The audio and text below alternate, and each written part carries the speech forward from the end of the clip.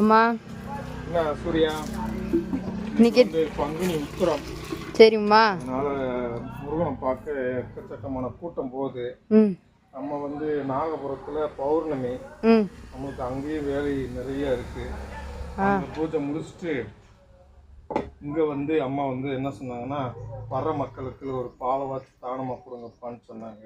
சரிம்மா. அதனால இப்போ பால் தானம் அதில் நாட்டு சக்கரை போட்டு நல்லா கொலன்னு காய வச்சு மக்களுக்கு இன்னைக்கு கொடுக்குறோம். இன்னைக்கு மிகப்பெரிய அன்னதானம் கொடுத்துருக்கணும்.